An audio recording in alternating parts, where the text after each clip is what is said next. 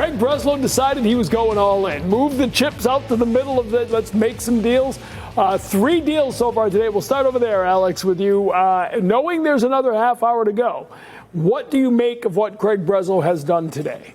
Yeah, well, I think that the Red Sox have been criticized a lot of times in the past for their reluctance to deal prospects at the trade deadline. Can't make that argument in this one. They've been willing to put some pretty big chips on the table because they clearly have a significant amount of belief in what the 2026 Red Sox can do. Adding in a centerpiece like Rutschman is seen as being a big enough needle mover that this was something they were willing to keep pushing on. And they continue with just under half an hour left before the deadline to explore the market for shortstops. A couple of late moves today since we came on earlier with the breaking news of the Adley Rutschman trade.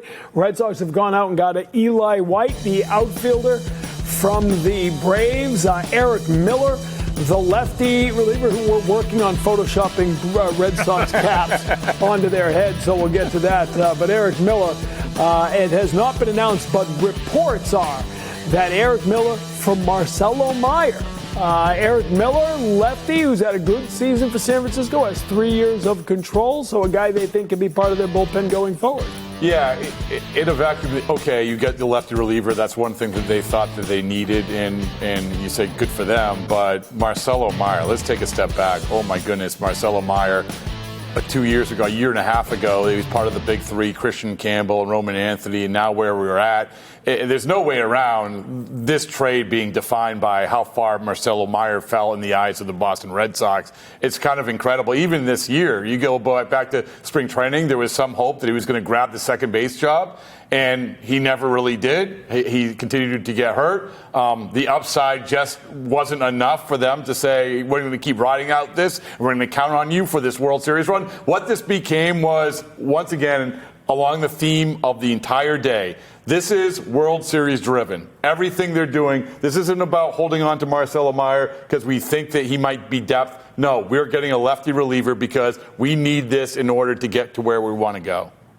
You were San Francisco. You were out there with that organization. What can you tell us about the reliever they are getting in here, Miller? You know, he's a nice piece to have in the bullpen. I think for Marcelo Mayer, you could have probably done a little better.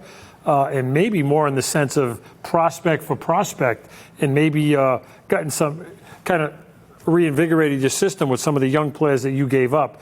So I agree with Rob. I mean, boy, have the mighty fallen.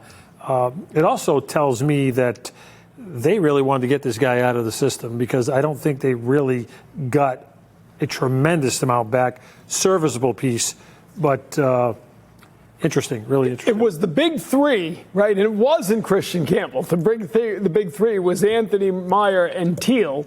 Teal's been traded away as part of the Crochet deal. Looks like Mayer is being traded away. Again, not official yet, and there's talk about medicals, and we know that Meyer's had some medical issues, so we'll see how that all plays out. But something that you thought maybe was the core of this franchise going forward for a long time to come is essentially down to Roman Anthony. I mean, it's shocking because you think back just to this past offseason, the Red Sox were not willing to include Marcelo Mayer in a deal for Ketel Marte, which is why that deal fell apart. And the fact that they are now moving him for a left-handed reliever, even one who has great numbers in terms of like elite swing and miss, the type of stuff that you love to have in October, represents a pretty startling turn of events involving a player whose ceiling is really compelling, but who has really struggled to be able to stay on the field. But in the spirit of J.P. Ricciardi, we will not talk about who's leaving. We will talk about who's coming, at least for a few minutes. So let's look at it in its entirety, right? You're getting the two catchers, essentially, from Baltimore, but you're getting Rutschman. You're getting the outfielder, Eli White, from the Braves, and you're getting the reliever, Erik Miller, from the Giants. If you're not getting anything else, what did you accomplish today if you're Craig Breslow? You added an all-star everyday catcher in the middle of the lineup that you can lengthen out the lineup. When he's healthy, he's a really, really plus player. Just that in itself is a major, major upgrade, both defensively and offensively.